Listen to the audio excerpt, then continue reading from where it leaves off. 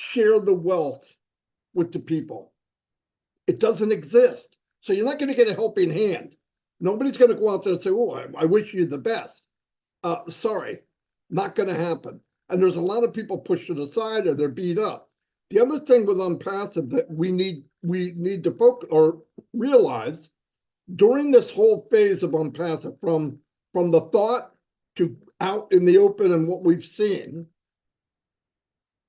if you look at it like a house, ONPASSIVE is this big house, the whole side of the building is glass. We see people getting dressed. We see the mistakes. We've lived with things that happen. We've lived with things that are really bad.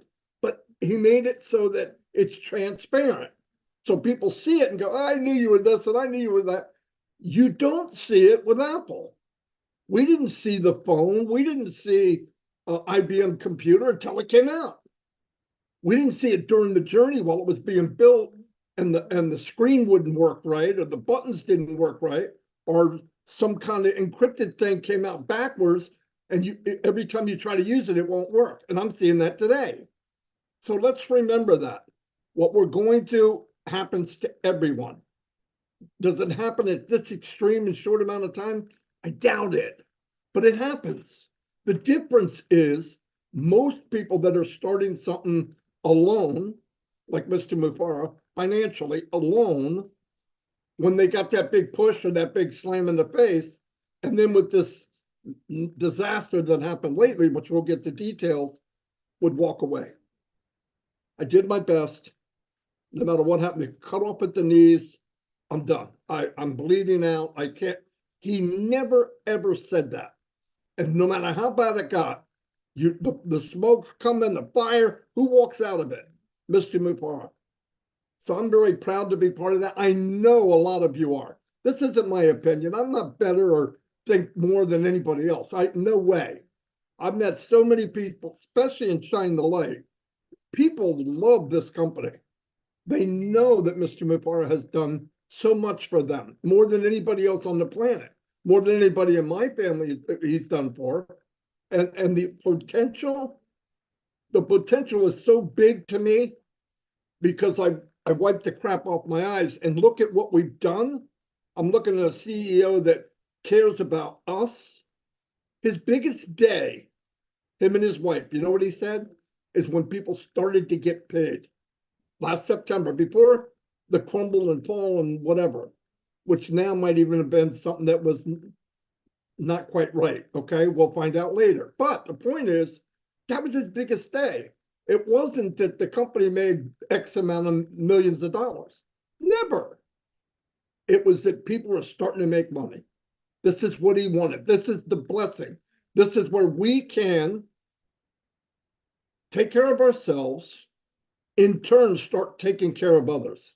That was his biggest day. He said it a couple of weeks ago. If it wasn't 3 weeks ago, I'm not sure. But anyway, I just want to say, because everything's crystal clear, bad things are very clear. Good things are very clear. But let's make something very clear. Mr. Mufara is here, do or die. We're not going anywhere. He's working for us harder than we work for ourselves. Many of you, I'm happy to call you friends and family. You all care. We're all together. There's a few people that need a little bit more boy or caressing or whatever you want to call it. And that's okay. We can do that. But never look down to what's going on. Be proud that during these bad times, Mr. Mufara is still there. His wife is still there. His family's still there. And all I'm asked to do is walk behind him, knowing that I'm going somewhere that will change my life forever and my family's life. Really. And I want you to keep in mind all these little gadgets and shiny crystal balls going around. There was one not too long ago. I haven't heard about it in 2 weeks. You could buy that script at eBay. I'll tell you what, I could buy that script at eBay, go out and market at 35 cents a lead and make thousands of dollars a month, rip everybody off, shut the thing down. My name is Boris Karloff, or whatever my name is. You can hide all that. You can even hide your IP address. make some money, walk away and do it again. That's what some people do. So if you hear, get in, pay one time, you're going to make $1 million, it's a lie. It won't work. It doesn't even make sense. No calculator in the world can say, give me 50 and you're going to get paid forever. So we're going to take money out and give it to you forever, and nobody else is paying. It's not brain surgery. Think about it. Anyway, I'm going to turn it over to Red, and let's get the fire started.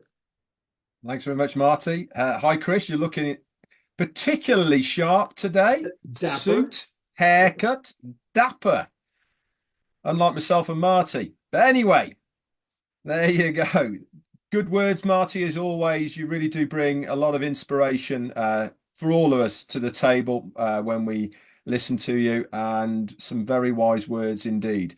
Okay, so let's update you. A couple of things actually have been happening over the last 7 days since we spoke to you last on 360. The first one was for those that noticed, and we did publicize it out, that the ONPASSIVE.com website had gone down. And it was a bit of a strange one, really, because the www.onpassive.com wasn't accessible. Okay. But you could get to it using the HTTPS // that worked. Now, I did a little bit of Google searching for it, and it was all to do from what Google was saying, that if you saw the HTTPS but you didn't see the www part of the website, it was all to do with the SSL security part of your domain for that web address. Obviously, we did escalate this to our CEO, Ash Mufareh, and we had a message back saying, yes, they're working in that area. And sure as eggs is eggs, a couple of days went past and it was all back up and running, and there was no problem whatsoever. So that was happened. That happened, I think, Friday through till about Sunday or Monday of this week. Also, been getting some reports that your OES app on Android has changed slightly. This means they're working in that area as well. Certainly on Apple iPhone, you just get the flashing icon of your OES and it doesn't go any further. On Android, it actually goes now to the login page, but it won't go any further from there. So things have moved a little bit on that, haven't they?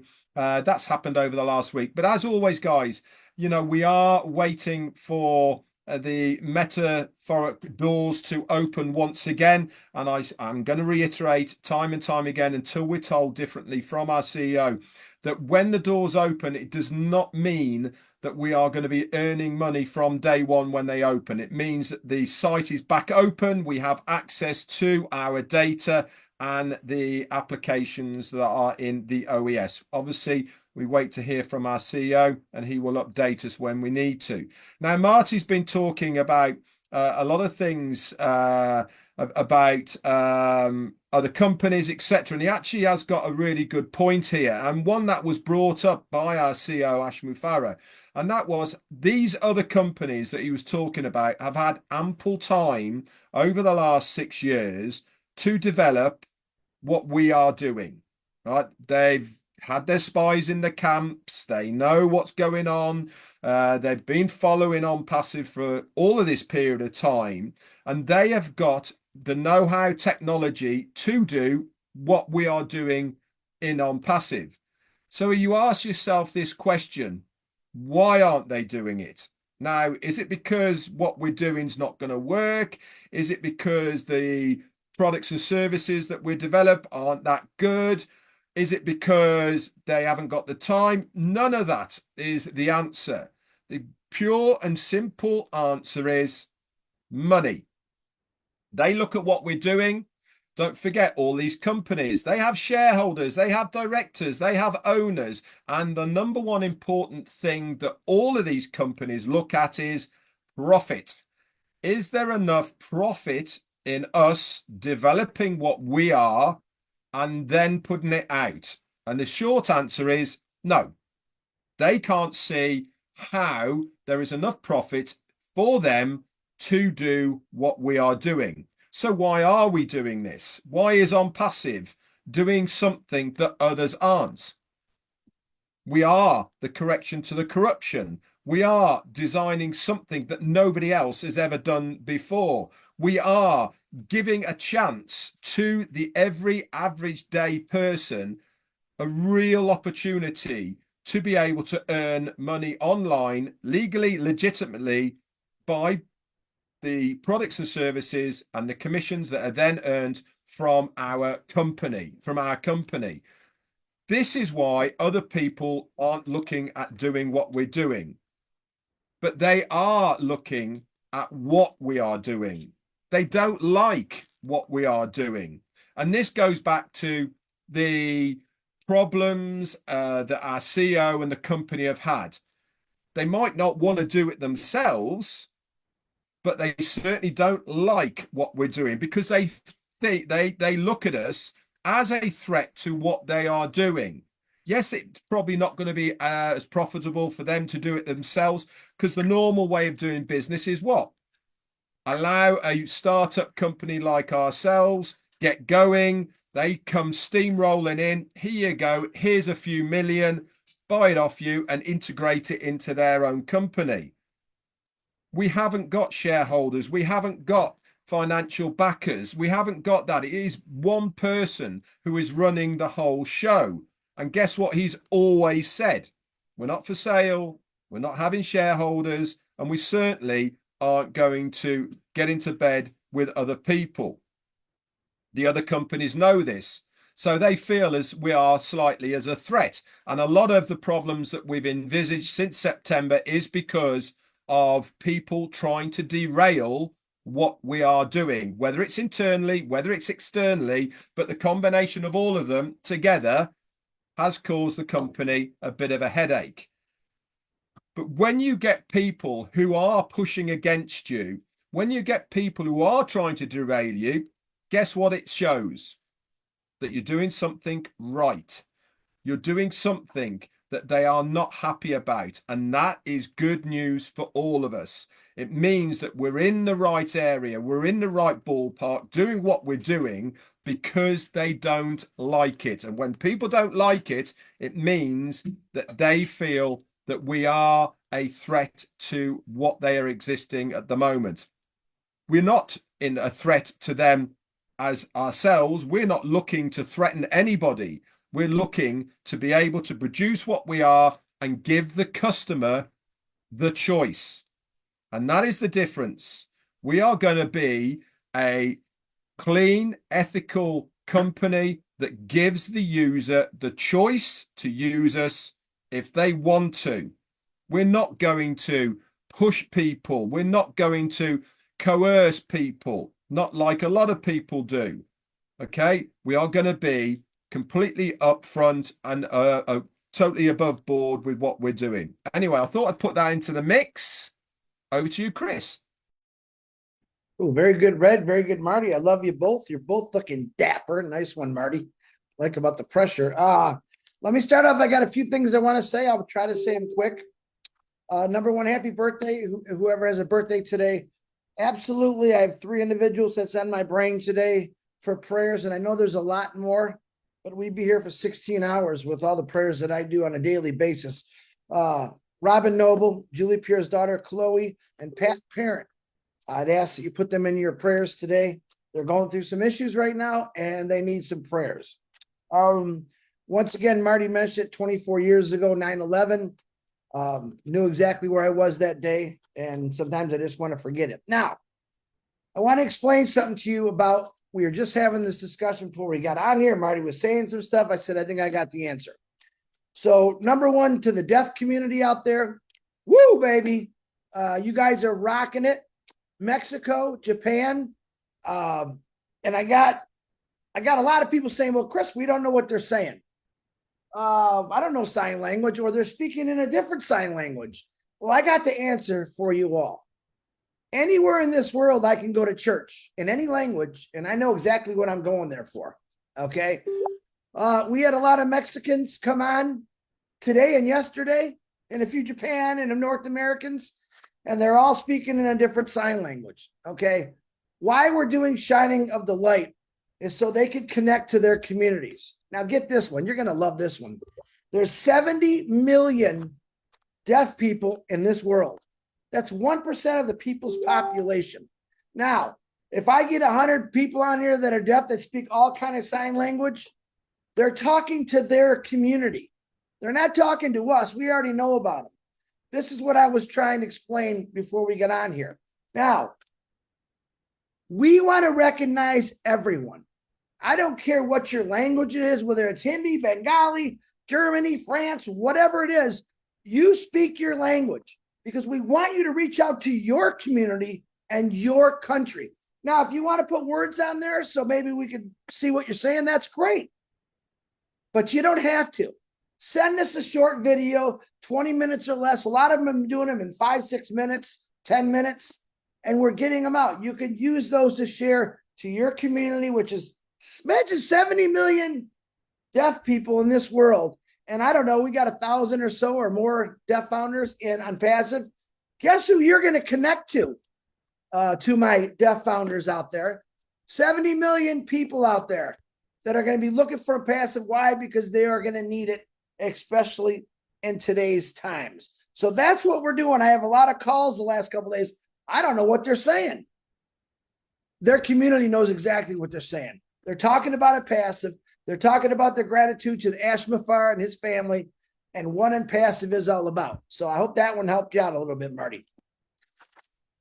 Yeah, he's not going to agree with me, never does. But no, now let me go into my other thing here.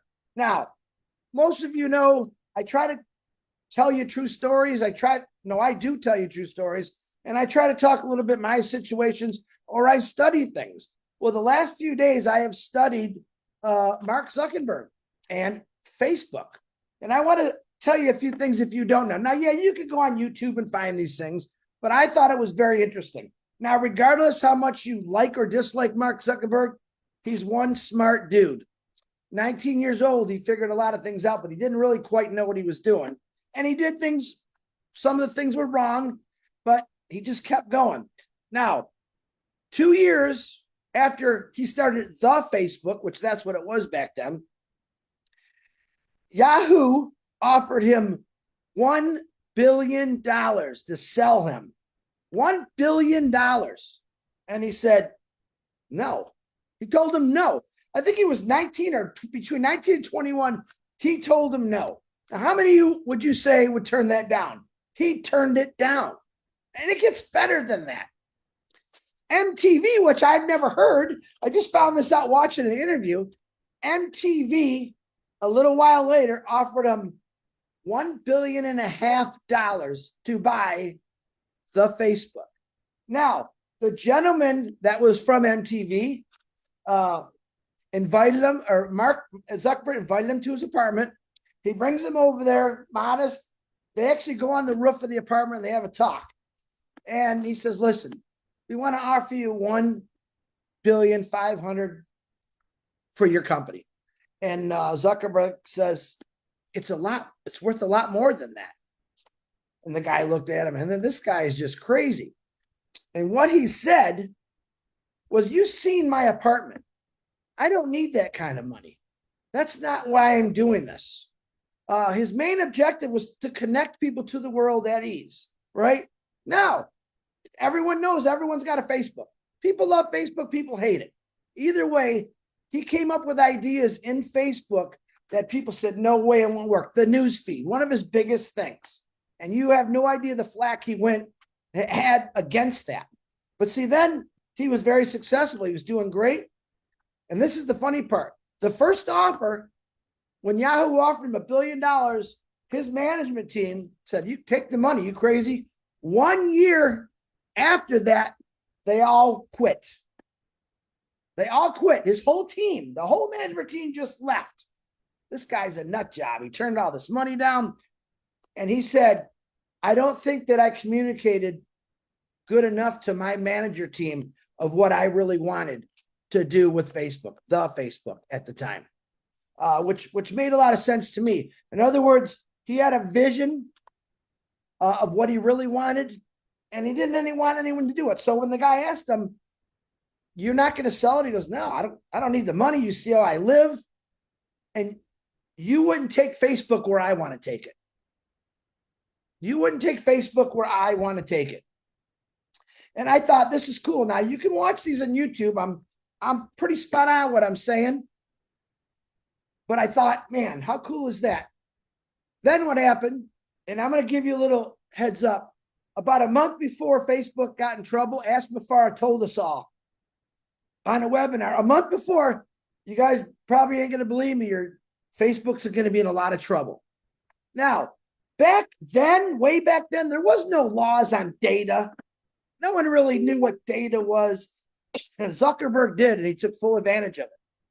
He knew how much data would be, and he got away for it for a long time until, the government came in and the senators and start complaining. He knew there was some things that he didn't do right. The worst thing that he did, which he had to go to court for and face senators, and they tore him apart, and they said, you had ample warning from your own team about girls from 9 to 12 years old who were being predatored by sex offenders, who were being bullied, who actually committed suicide. And the whole courtroom was filled with these people from these kids. And Zuckerberg, he stood up and did the right thing. He apologized. And they asked him, are you going to pay him? He didn't really say nothing about that. But he knew that there was a lot of things that he needed to fix.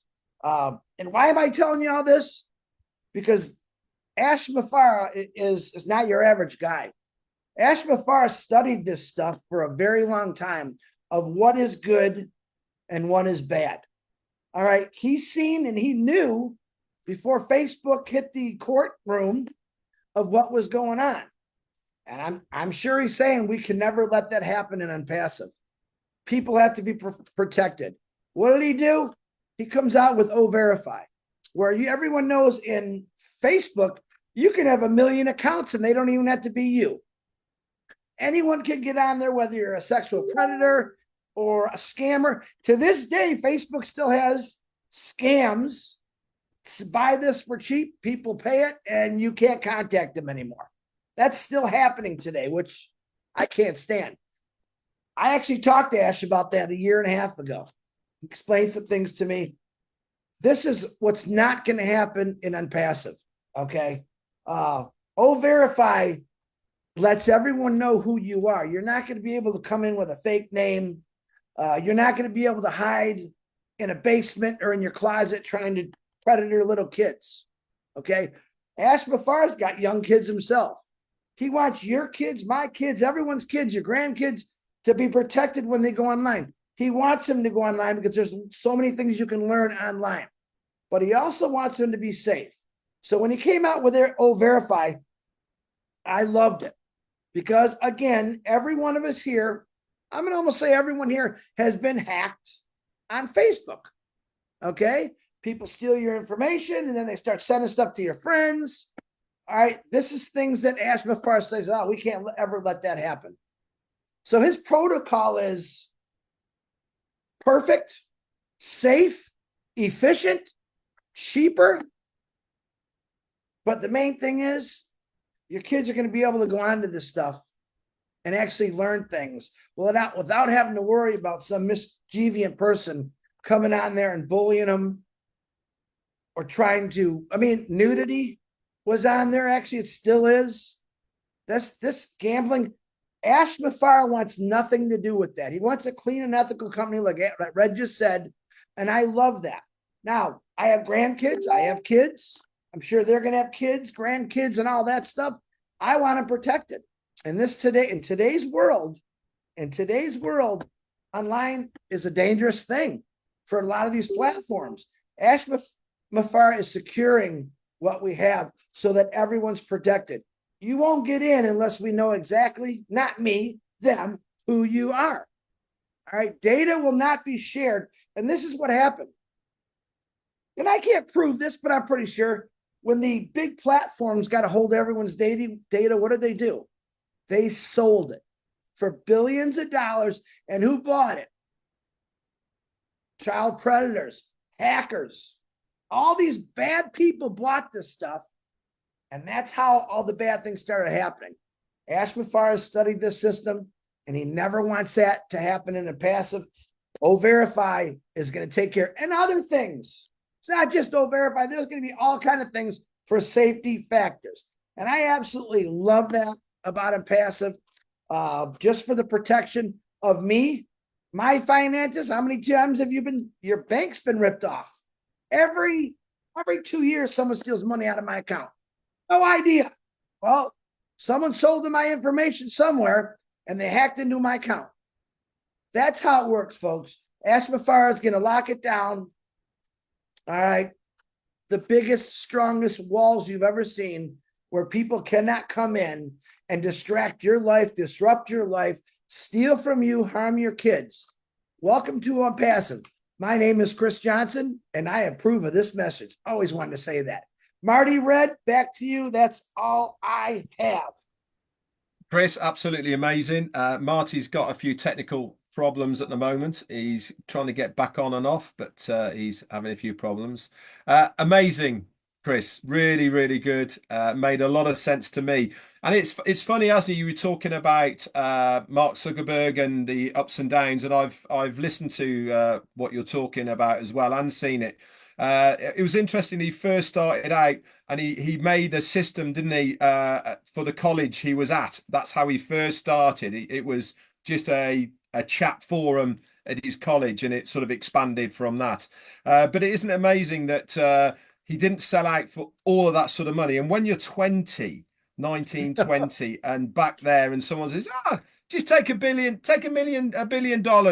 you'll be okay. I mean, it takes a very special person to be able to turn that down because they know what is coming as far as that product is concerned. And it sort of mirrors a little bit, doesn't it, of what our CEO says on many, many occasions. And when he says to us, you don't know what is going to happen. I know because I see the big picture. You guys don't. And I'm sure he's had people approach him already for ONPASSIVE. And if you remember, I think it was either the last webinar he was on or the one before that, he was talking about data, and he really made a big emphasis, didn't he, on how much data is worth right now. You know, it really is worth an awful lot of money. And I think I've told you this story before, haven't I, of a friend of ours. In fact, it's my niece's husband now. He works for Expedia, and he is a data analysis or a data something. I can't even remember what the proper terminology is, but he's a procurement officer. So in other words, he's this guy who goes around companies like us purchasing data for Expedia. And he was telling, I had this story a couple of years ago about ONPASSIVE, and he asked me how many members are there in ONPASSIVE, and at the time it was just founders, and I said, roughly about 1.5 million. And he said to me, do you know how much that data is worth? He said, literally is worth millions of dollars. And now we've got much more data than that because of the customer base as well. So really, really interesting, Chris. I loved it. I thought it made a huge amount of sense to me. And it really does mirror a lot of, I feel, what Ash Mufareh is thinking in his own mind as well. It's not about the money. It's about the need of what we are doing. The same as Mark Zuckerberg saw the need in Facebook for people out there. And like you say, you love it or hate it. It is certainly a platform that is used by literally billions of people because they need it. It's the way that they communicate. Anyway, Chris, you are the host. I'm going to pass it back to you. I'm the host. Well, everyone, Ash can't get out of these meetings. I don't think he has to apologize for that. I'm not sure when he's going to come on next, but you never know. So stay plugged in and keep dreaming. Okay, keep dreaming.